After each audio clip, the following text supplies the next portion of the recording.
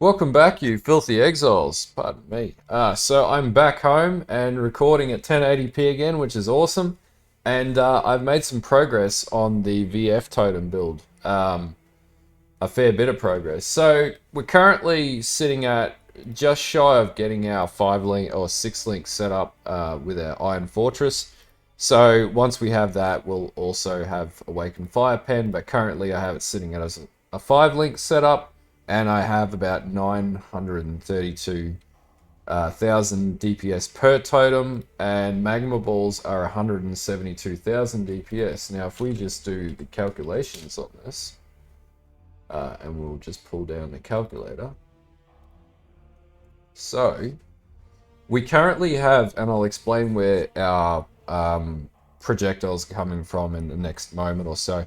So we have 7 projectiles per 3 totems. When we cast our Protector Totems, we have 2 totems up and a Val Warchief Totem, which allows us to have 3 VF Totems up. So we have 7 projectiles per totem, and so 7 times 172, 334 is per totem 1.2 mil times 3. And then basically we have 3 times 932, whatever that is. Let's say basically round it off to 3 mil. Plus 3, 1, 2, 3. We have like 6.6 mil currently at a 5-link setup. And this is like clearing everything. This build's quite amazing. Now, a couple of things. It does have some survivability quirks.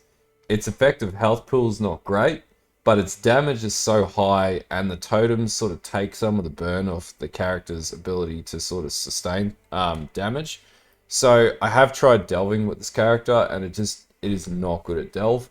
But I'm actually Abyss and Harbinger farming this league, and I'll be switching to delve probably in the next week.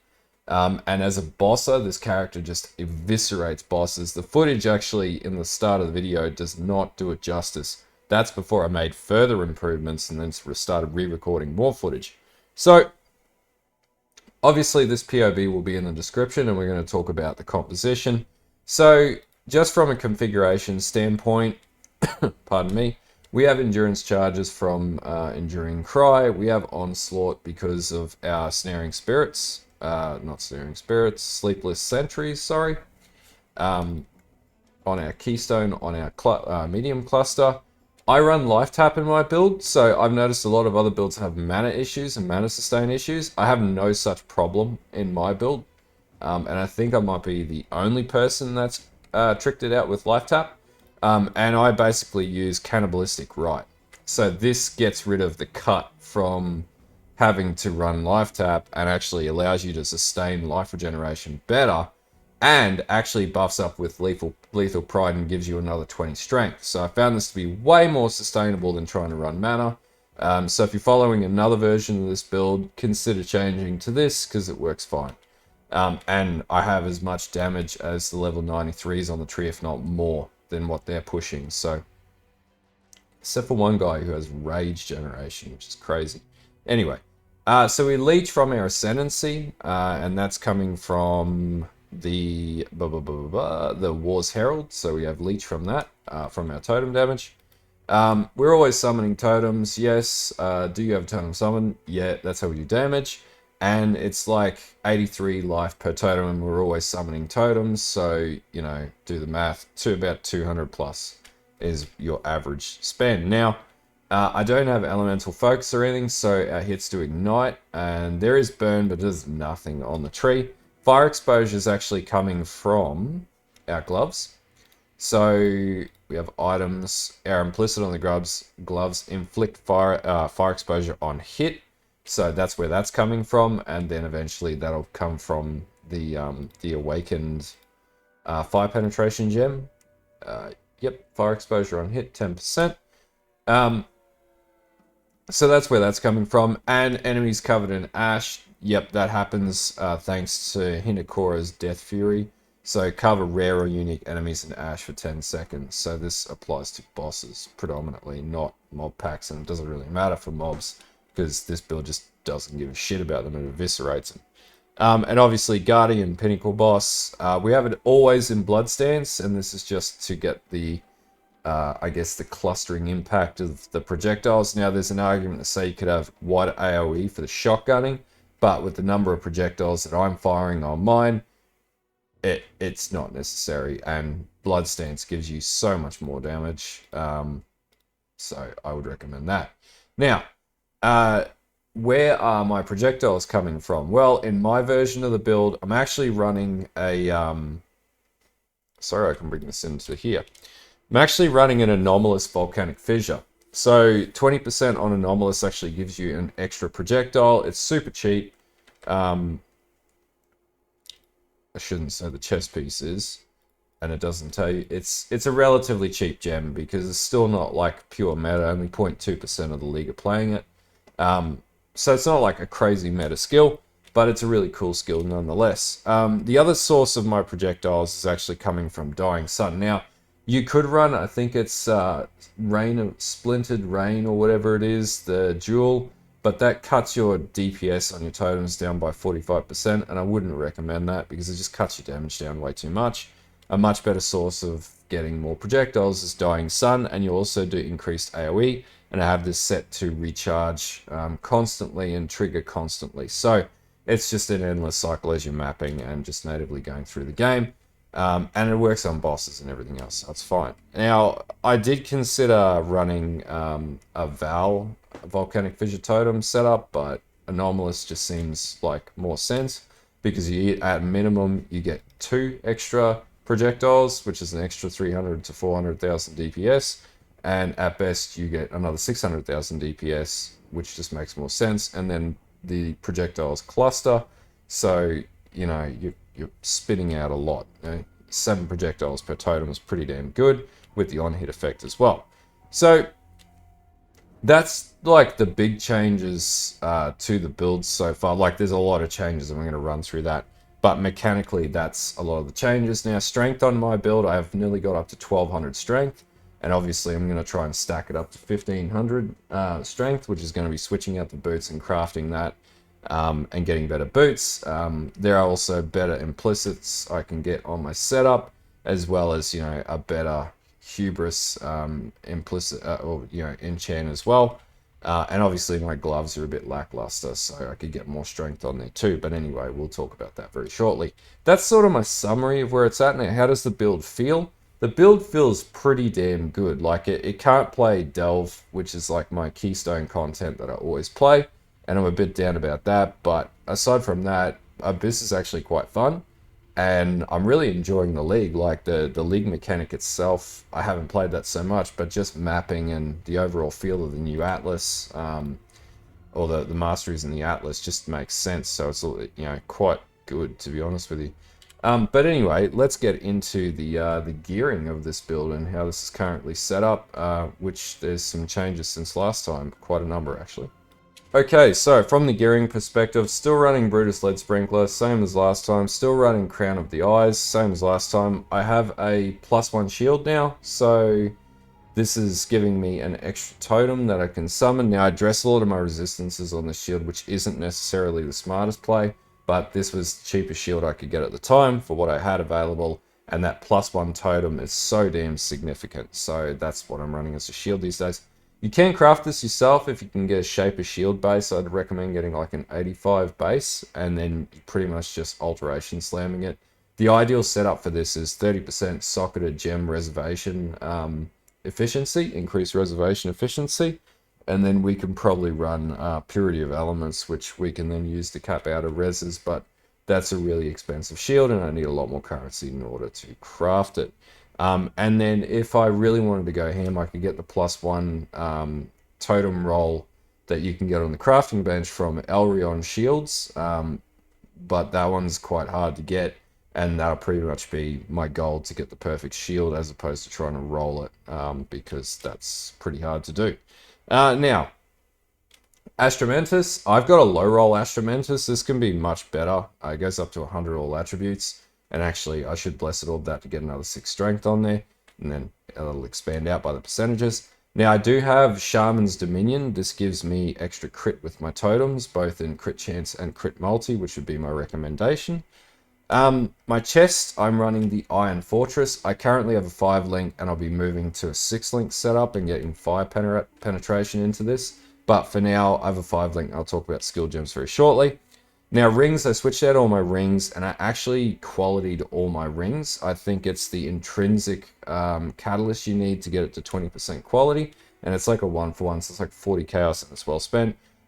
With my rings, I tackled resistances. I did get some attack damage, but it doesn't really matter too much. Life and just straight up strength, because that extra 100, 108 strength is quite significant on this build.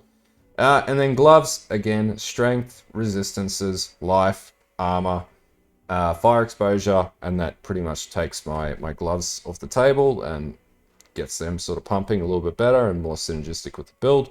And then finally, I have Alberon's Warpath. This is a no-brainer. I got to roll with 18% increased strength, chaos res, and extra movement speed, but I'll be switching these boots out once I can craft percentage strength boots, which I'm pretty sure are an Elder-based set of boots. Now, the belt, I actually have implicit synthesized strength roll. Now, to get a better roll, like 15 or 18% or something like that, I'm going to need a lot more currency to do that, or I'll need to start farming synthesis to be able to get that, or just pick up synthesized belts and see how you fare. But currently they're quite expensive on the market, so that's sort of out of reach, but that'll be the goal later on, is to get a belt with the strength roll and then also have a flat strength modifier on the belt itself and any resistances I can stack on it.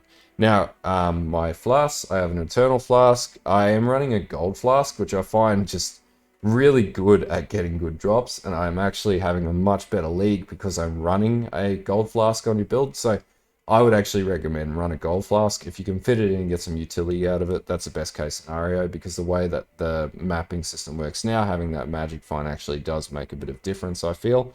I have Quicksilver Flask as well, pardon me. Obviously Dying Sun for extra projectiles and AoE, and then a Diamond Flask to get my crit up to that 70% mark that it's currently at. And I believe my multi is at nearly 400%. I'll just pull open the tree here. Crit multi, 456%. So I got quite a bit of crit multi and more to go. But that's pretty good so far. So that's pretty much it for gearing. There's some improvements that need to be made in gloves, belt, boots. Rings could be better. I could get better rolls and a better shield. But this is about what you need to get it working. Like after like 4 days, this is pretty fucking good. And this is doing pretty much everything at endgame. So at standard endgame. Now I do get questions about, hey, how much is it going to cost to get this doing Ubers? I have no idea what the question is, like what the answer to that question is. It's just a silly question. You could pump mirrors into a build and it could still not do Ubers if it's just not the right setup, and Ubers take a bit of skill, so that's not a straightforward question. It's also how long you've been playing the game, how much experience do you have with Ubers, and so on and so on. Can this do Maven? Yeah, I'd say this is probably at Maven level, just you need to have a bit of skill in dodging her skill shots and things like that. Probably wouldn't tackle her until you get your 6 link though, because it's just going to take a little longer and you get frustrated. But yeah, this is pretty much where it's at with gearing. Okay, skill gem setups. Now mine's a little different from how other people are playing it because I'm running life tap. So, I've got a decent amount of regen, as you can see here, and a lot of my skills really, they use minimal mana, so I can sustain my mana pool and also sustain my health pool. I have like, how much regen do I have? I have like 352 regen per second, or HP regen per second. So, and I'm max capped and my res is just about totally max capped. So, yeah, this is pretty much how my build works. This is not how everyone's playing it, but this is how I'm playing it. I also get buffed from Cannibalistic Rite for spending life, so I get 2% recovery of life if you spent life recently, so I just get really good regeneration. So if we were to pull that, it's not showing it there, but we get a decent amount of life recovery from life tap. So anyway, the gem setups that I've got in the helm, I've got Ancestral War Chief, and it's a Val Ancestral War Chief, obviously, because we need that to really amp the damage to the roof. Blood and Sand, this gives us a huge damage buff.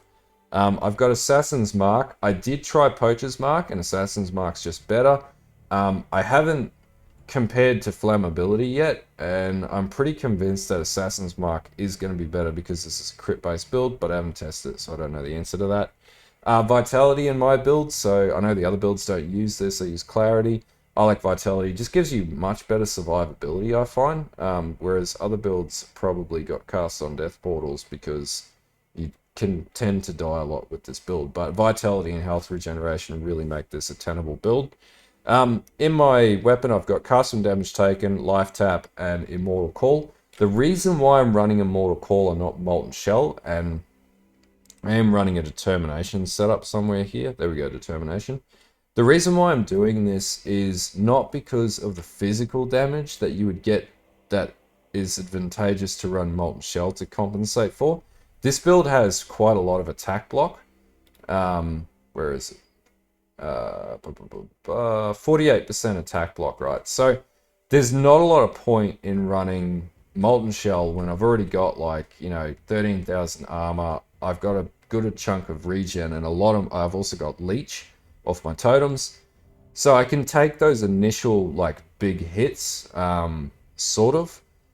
Where I really needed sort of a bit of resistance is to elemental damage, and that's where custom damage taken sort of comes in, because it reduces, you know, elemental damage taken by 31%, which I'd argue is a much more important stat to have. Now, there's an argument you could run a Blasphemy Aura, and you could run Enfeeble, and that's going to give you like 60% aroundabouts reduction to any incoming damage. Though you will lose Determination if you do that. If you go down that route, you'll have to trade an aura out. Entirely up to how people want to play the game.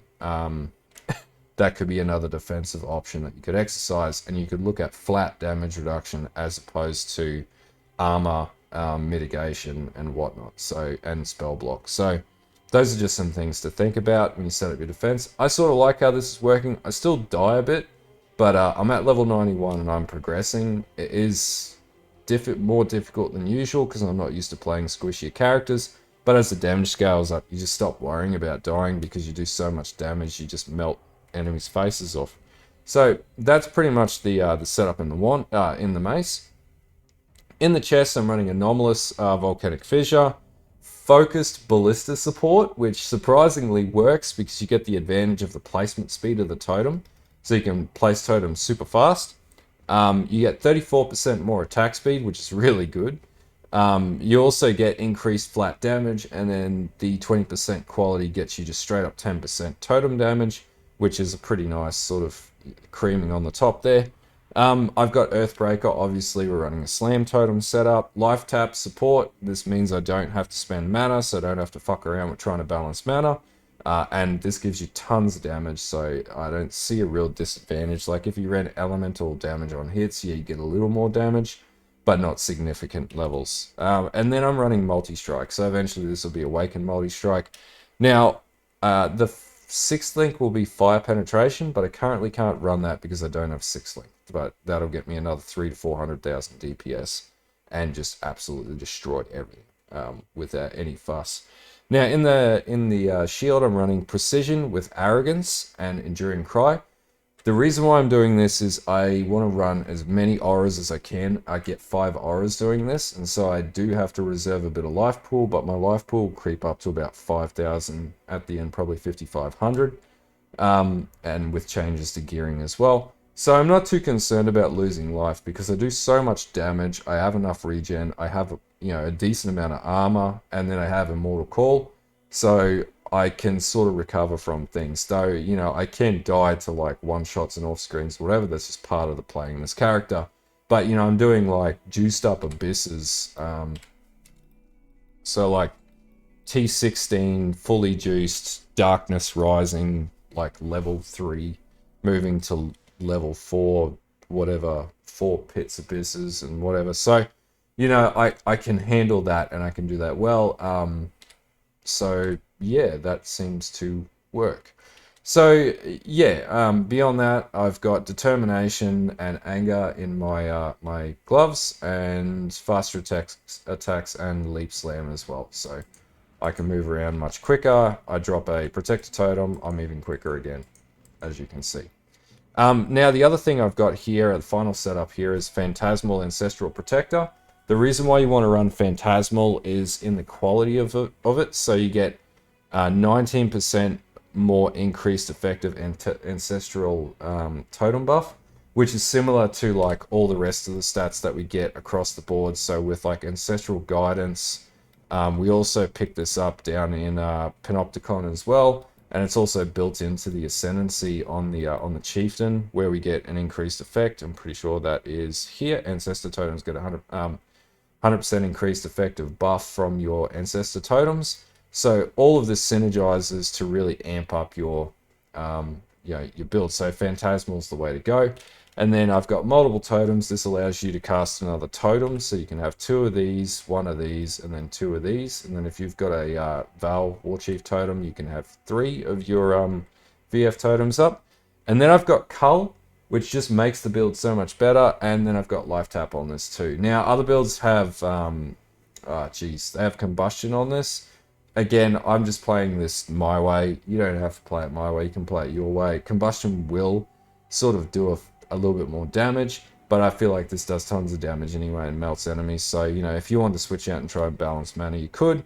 But this is just easier to approach and level and build into an endgame, and it does tons of damage anyway. So there is that. So that's it for skill gem setup. So I'll go through the tree next.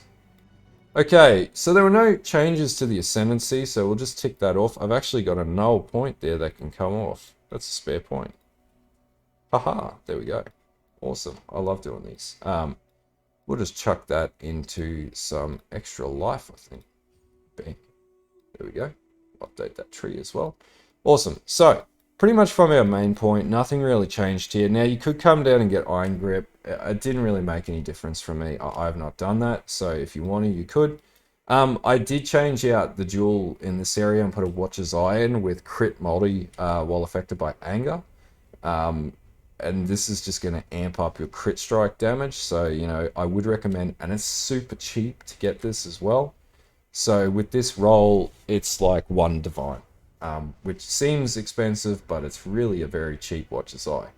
And then coming up, so no real changes up here. We still have our aura nodes here, so we can run a shitload of auras and reserve down to as much, you know, mana as we can. In the next 2 levels up to 93, I'll be taking this jewel socket here. And then I come down and I have a Lethal Pride installed down here now too. Now you need to get it between 13,000 to 13,050. And this will allow you to get 20 more strength on Cannibalistic Rite. You get 20% more armor on Juggernaut. And you'll get 4 strength and 2 strength for every one of these points. So this is going to help you stack more strength quicker. You get increased burning here, which is stupid and does nothing for you. But hey, whatever. I win in Rome. And we also get stun duration on enemies, which again doesn't make any difference, but you know, we get these attributes down here, and the increased strength is significant enough that it's worth having. And it's again, it's not expensive. You know, you're looking at 30 to 60 chaos. You'll farm that during mapping, so just get it. It'll change your life. And then we come down, and there's no change down here. The big change is in the clusters. So I now have a weighted advantage in Fuel the Fight cluster, which was 130 chaos, or it goes up to as high as like 1.2 divine, so it's pretty cheap. And then I have Sleepless Sentries and Ancestral Guidance, and then Ancestral Guidance and Ancestral Echo as my cluster jewel setup. So this is just going to get you, you know, to that maximum cap damage rate that you need to, you know, buff your totems up and get the maximum effect out of Protector Totems. Now, the jewels I got in here are basically Strength and Crit Multi. So anywhere where you can get Crit Multi, these cost like anywhere from 10 to 50 chaos. They're pretty cheap, but I'm stacking an absolute shitload of Crit Multi in my jewel sockets. And these are not like perfect. This one definitely isn't perfect. This one's probably going to be the best it can get. If I could get life on it, I would, but we're still like 4 days or 5 days in the league, so you know, there is that. that's about all I did from changes to the tree. Just mainly just some minor optimizations. I'll put a link in for the POB in the description. But yeah, that should get you over the line. And if you follow this, your build will work exactly like mine. Okay, so I hope this update sort of gives you more of an idea of how to push the build along a little more. Obviously, you know, these iron fortresses, the best way to get a 5-link is just buy one that's unlinked. It's dirt cheap. Dual orbit until you get 5 sockets, and then just fuse it to 5, and then buy a second one later down the track. And just remember, make sure you get one with a higher item level, ideally like 80 to 85. And then basically do a second one up and 6-link it while you run a 5-link. 5-link's perfectly competent at taking everything down. This build just is ridiculous with damage. So, you know, definitely go for that if you can. I did actually run this into T16 maps without any issues with a tabula rasa. Fortunately, this build just excels at damage. Once you get past a certain point, it just absolutely smacks. Your survivability up to that point will be a little questionable, but a lot of this build really comes down to learning the playstyle of totems. So you don't just run in and then run through the totem. You want to cast the totem and then run around. It's sort of a think about like American NFL gridiron sort of things. You need to sort of kite and juke and then dodge and actively play the character. Not just like steamroll in like an RF and go BAM and just smack shit straight in the face. You actually have to have a little bit of skill to position, and that's how boss fights play out. Once you get the, I guess, the pattern down pat, and usually I just go in with my Ancestral Totem, I drop my 3, you know, VF Totems, and then I drop an Ancestral Warchief Totem, or a Val Ancestral Warchief Totem if it's up. Then basically you just go ham and kill everything in the game. Now there is a jewel that I'm seeking out, which I think it's called the Prodigious Defense or something like that, which allows you to have consecrated ground if your strength is the highest roll. It's a new gem for this league.